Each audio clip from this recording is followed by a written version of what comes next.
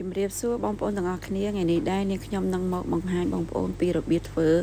ឆាផ្សិតពងទាជាមួយនឹងសាច់ជ្រូកណាបងប្អូនសម្រាប់ឆាផ្សិតសាច់ជ្រូកពងទានេះគឺមានរសជាតិឈ្ងុយឆ្ងាញ់ខ្លាំងតែម្ដងហើយសម្រាប់គ្រឿងផ្សំគឺងាយស្រួលរកទេបងប្អូនគឺមានតែ3មុខតែប៉ុណ្ណោះគឺផ្សិតសាច់ជ្រូកជាមួយនឹងពងទាចាហើយសម្រាប់ឆាផ្សិតនេះដែរយើងអាចយកទៅញ៉ាំលេងក៏បានឬញ៉ាំជាមួយបាយក៏បានដែរបងប្អូនជាដំបូងនាងខ្ញុំដាក់ខ្ទះឲ្យក្តៅរួចចាក់ខ្លាញ់ចូលទៅតែម្ដងបងប្អូនចានិយាយទៅយើងដាក់ខ្ទះឲ្យរៀងក្តៅខ្លាំងទៅបងប្អូននៅពេលដែលយើងឆាគឺមានរសជាតិឈ្ងុយឆ្ងាញ់តែម្ដងបងប្អូនចាឥឡូវនេះខ្លាញ់របស់ខ្ញុំដែលបានចាក់ទៅនោះគឺចាប់ផ្ដើមក្តៅហើយយើងខ្ញុំក៏ដាក់ទៅជាមួយនឹងខ្ទឹមចិញ្ច្រាំណាបងប្អូនចានិយាយទៅខ្ញុំចូលចិត្តប្រើខ្ទឹមសចិញ្ច្រាំនេះរៀងច្រើនតិចបងប្អូនព្រោះវាបង្កើននៅក្លិនឈ្ងុយណាបងប្អូនចានិយាយទៅយើងលីងខ្ទឹមហ្នឹងឲ្យឡើងរៀងកន្លះបន្តិចទើបយើងដាក់ទៅជាមួយនឹងសាច់ជ្រូកចាហើយសម្រាប់សាច់ជ្រូកនេះដែរគឺខ្ញុំប្រើសាច់ជ្រូកច្រឡាំងណាបងប្អូនចាបើបងប្អូនប្រើជាសាច់សុទ្ធក៏បានដែរបងប្អូនតែសម្រាប់ខ្ញុំចង់ឲ្យមានជាប់ខ្លាញ់តិចតិចទៅវាមានរសជាតិឈ្ងុយឆ្ងាញ់ណាបងប្អូនចានិយាយទៅយើងឆា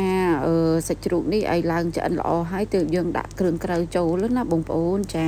បន្ទាប់ពីខ្ញុំបានឆាសាច់បានឆ្អិនហើយគឺខ្ញុំដាក់ទៅជាមួយគ្រឿងតែម្ដង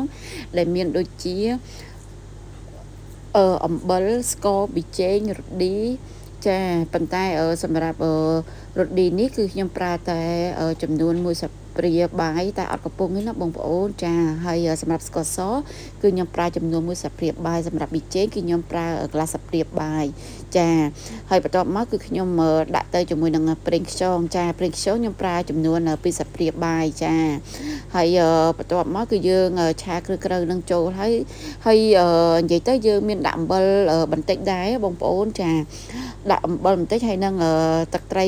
បន្ថែមបន្តិចដែរណាបងប្អូនបន្ទាប់ពីយើងឆាគ្រឿងទាំងអស់នឹងចូលគ្នាបានល្អហើយទើបយើងដាក់ទៅជាមួយនឹងផ្សិតតែម្ដងចាហើយសម្រាប់ផ្សិតដែរគឺខ្ញុំអត់ពុះទេបងប្អូនតែបើបងប្អូនពុះក៏បានដែរតែសម្រាប់ខ្ញុំចូលចិត្តញ៉ាំទាំងមូលអញ្ចឹងណាបងប្អូនចាបន្ទាប់ពីខ្ញុំកូរឆាផ្សិតនឹងចូលជាមួយសាច់ជ្រូកបានបន្តិចហើយគឺខ្ញុំចាប់ផ្ដើមដាក់ទៅជាមួយទឹកតែម្ដងសម្រាប់ទឹកគឺខ្ញុំប្រើមួយកូនចានហ្នឹងណាបងប្អូនដើម្បីពេលដែលយើងដាក់ពងទាចូលទៅគឺវាអត់ខាប់ខ្លាំងពេកទេណាបងប្អូនចាបន្ទាប់ពីខ្ញុំចាក់ទឹក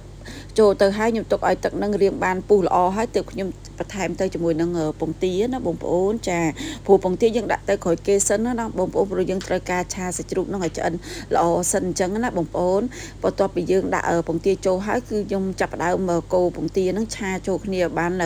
ឆ្អិនល្អបន្តិចហើយទើបខ្ញុំ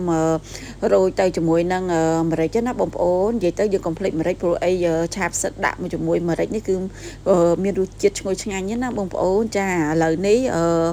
ឆាផ្សិតសាច់ជ្រូកពងទារបស់ខ្ញុំហ្នឹងគឺបានរួចរាល់ហើយបងប្អូនចានិយាយទៅឆាផ្សិតនេះបងប្អូនគឺខ្ញុំហ៊ានធានាថាវាមានរសជាតិឆ្ងាញ់ប្លែកតែម្ដងហើយសម្រាប់បាយគឺអស់ច្រើនតែម្ដងណាបងប្អូនចាឥឡូវនេះវីដេអូរបស់ខ្ញុំក៏បានដល់ទីបញ្ចប់ដែរបងប្អូននេះខ្ញុំក៏សូមអរគុណដល់បងប្អូនទាំងអស់គ្នាដែលបានទស្សនាវីដេអូនេះរហូតដល់ចប់